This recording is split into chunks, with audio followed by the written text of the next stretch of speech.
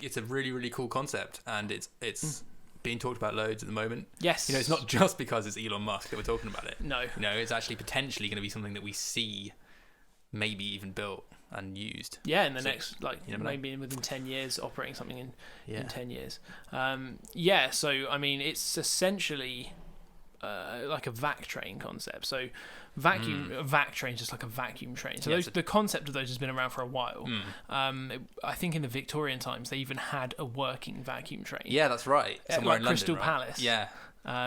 Sucked through a tube. Sucked a train through a tube. They only ran it a few times. I think it was obviously horribly inefficient and whatnot. Yeah. But yeah, they certainly had one working. Yeah. But the concept of like the modern idea of a vacuum train or a vac train is essentially a evacuated tube in which you then lob a capsule down.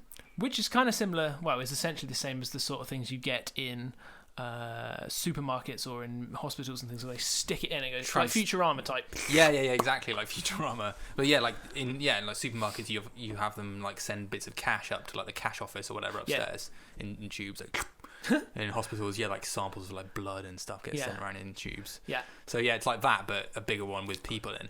Sort of, yeah. But they obviously, because the idea is that they want to make transport very fast with them. So to do that, you have to make sure there's a very little friction between the tube and to propel the transport along. So you don't tend to have wheels or anything. Yeah. You tend to have most of the designs are maglev or sort of air cushion designs. Yeah, well, I think they were all pretty much maglev up until the Hyperloop. The Hyperloop, the actual design of the Hyperloop is like it's based on other stuff that's been talked about for a while. Yeah. But I think introducing that concept was new, was it? Yeah, I think a lot of the previous concepts for vac trains were like maglevs, pretty much exclusively. Yeah. But Hyperloop was. The idea for that is based on like cushions of air inside the vacuum tube. Yes, and so it's not a hard vacuum, is it? No, it can't be if there's cushion of air. Exactly, it needs to basically take in air at the front with a compressor and then blast it out the bottom. Yeah, which is mad. Yeah, which is mad. And so the idea is it would hugely increase the speed of transport for certain distances. So I don't think it's supposed to compete with aeroplanes over longer distances in terms of like the sort of cost-benefit ratio. Yeah, the maths all works out in some way. Like Elon wrote a paper about it, basically. Yeah, like a big white paper design thing, and he said that over a certain distance, air travel still is more economical. Or maybe I think it was supersonic air travel specifically.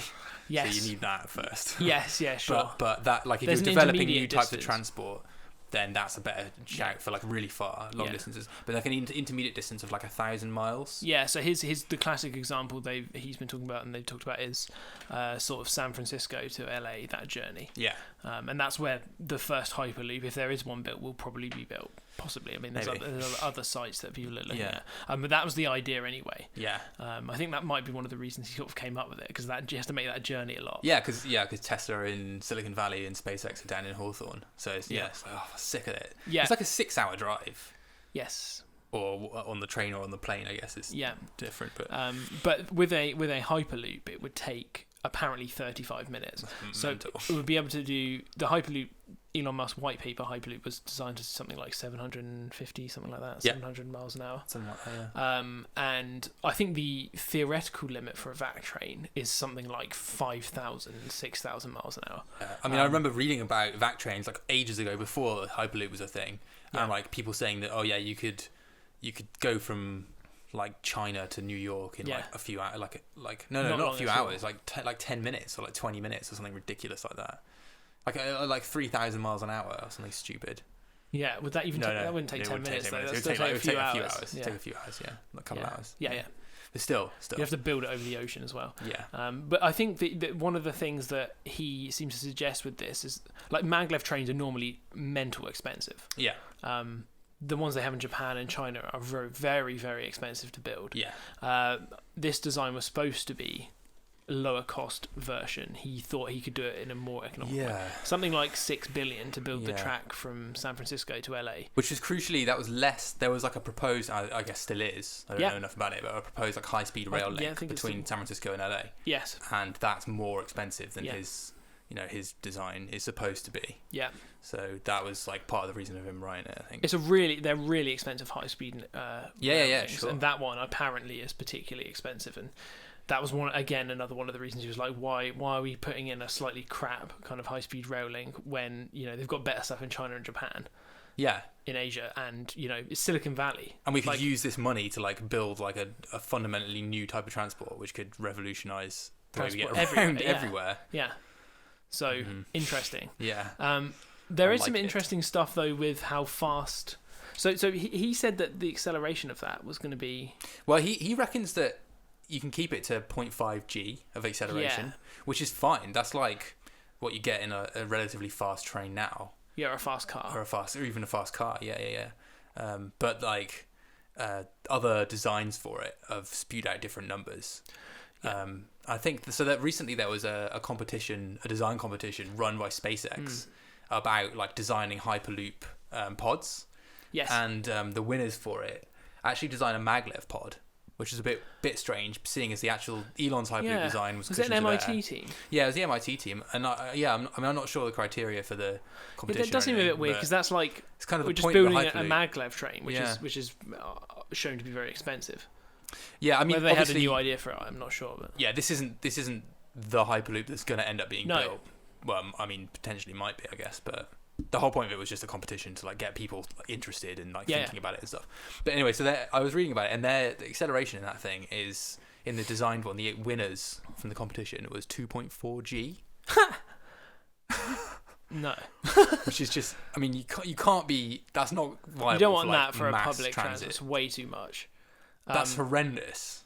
Yeah, I mean, 2.4 g doesn't sound like much, but if a Tesla Model S, the one with ludicrous mode, is about 1 g when they stamp down the accelerator, and you see people's reaction to that. Where they're like, ah! Yeah. Imagine like quite a lot more than that. Yeah. Well, we've experienced 1.8 g. Yeah. On a parabolic flight. Yeah, and that was full on. Like, you really feel it. You can barely. It's hardcore. It's a different angle that we experienced it.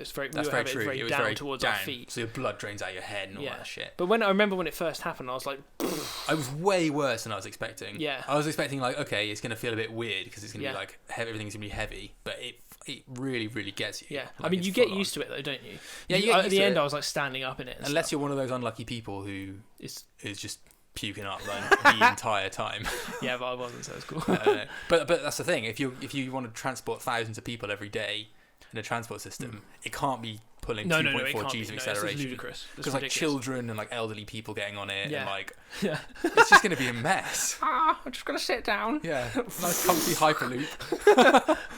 Yeah, no, that's a very bad idea. You do not want that kind of level of acceleration. No, it definitely has like all the curves of it are designed such that there's not too much like lateral G-force when you're moving at 760 miles an hour. You get some serious lateral G's on that. I think it minimises the amount of, when it's at full speed, it's basically a straight line, but where there have to be curves, they're like all calculated to be like, I don't know, like the proper curvature to minimise G-force and everything.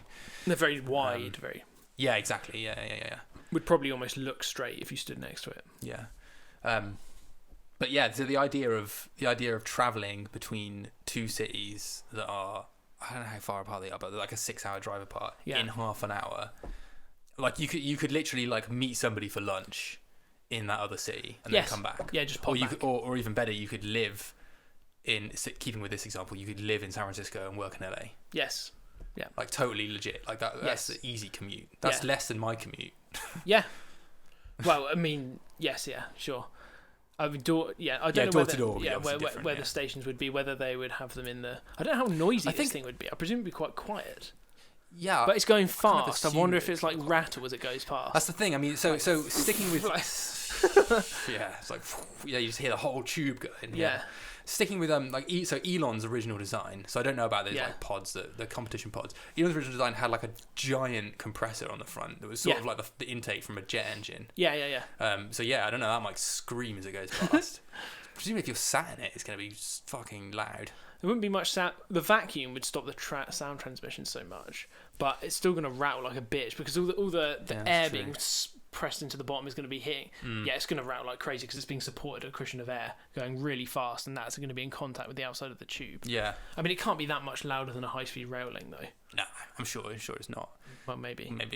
I have no idea. No one's ever built one of these things. That's the thing. No. So we just don't know. And there are a couple of companies at the moment sort of looking to build them or starting up. So yeah, Elon's doesn't actually have his own Hyperloop company. No, he just put the paper out and was like, there you go, guys. Someone do this. I haven't got time. Yeah, this is it. Someone needs to get on this. Yeah. And they have done stuff like, for example, this competition. And for the competition, sorry, I say they, I mean SpaceX. Yeah. For that competition, they're building a mini test track. Some of the engineers at SpaceX helped him write that white paper, I think. Yeah, sure. Yeah.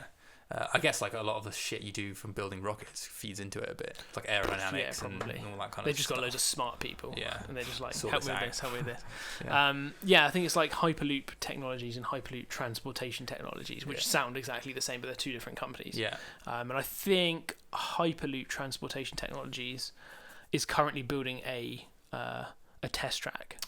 Full size one? No, not a full. Well, I mean, it's going to build one that you would be able to get the pods up to speed, up to 700. Sorry, when I say full size, I mean a size that people could ride and in. And that people could ride in, but they would ride at a much slower speed to test it out, like 160 or something. Yeah. Well, that's still cool though. It's still very cool. And you'll be able to test it at full speed. I just mean that they should ramp it up to full speed. Just get it right up. Yeah. Well, you don't want any early deaths because it might not happen. That's very true. Take it slow. Not ideal. I take it back. Take it slow.